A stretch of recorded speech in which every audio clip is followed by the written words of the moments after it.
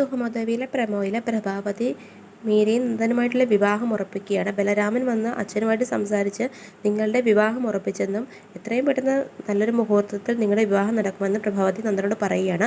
അപ്പോൾ അച്ഛൻ എന്താണ് മറുപടി പറഞ്ഞതെന്ന് നന്ദൻ തിരിച്ചു ചോദിക്കുമ്പോൾ പ്രഭാവതി മിണ്ടാതെ നിൽക്കുകയാണ്. അച്ഛൻ വന്ന് മീരയെ വിവാഹം കഴിക്കാൻ പറയാതെ വിവാഹം കഴിക്കില്ലെന്നും അത് കഴിഞ്ഞ് മുഹൂർത്തം നോക്കിയാൽ മതിയെന്നും ഒക്കെ പറഞ്ഞ് ദേഷ്യത്തിൽ സംസാരിച്ചിട്ട് നന്ദൻ അങ്ങ് പോവുകയാണ്. അതിനുശേഷം കാണിക്കുന്നത് ദേവികയും നന്ദനുമായിട്ടുള്ള സീനാണ്. ശാരികയുടെ വിവാഹം നാളെയാണെന്നും അവളെ എങ്ങനെയും രക്ഷിക്കണമെന്നും വിവാഹം കഴിഞ്ഞാൽ അവൾ ജീവിച്ചിരിക്കില്ല എന്നും പറഞ്ഞ് സങ്കടപ്പെടുകയാണ്. ഇതെല്ലാം കേട്ട് വളരെ വിഷമത്തിലാണ് സിദ്ധാർത്ഥൻ കിടക്കുന്നത്. ഇവർ രണ്ടുപേരും സംസാരിക്കുന്ന കേട്ട് മീര അവിടേക്ക് വരികയാണ്. എന്താണ് ഇവർക്ക് ഇത്രമാത്രം സംസാരിക്കാനുള്ളത്, ഇവർ തമ്മിലുള്ള ബന്ധം എന്താണെന്നും മീര സംശയിച്ച് നിൽക്കുകയാണ്. അങ്ങനെ നന്ദൻ മുരളിയുടെ അടുത്ത് ചെല്ലുകയാണ്.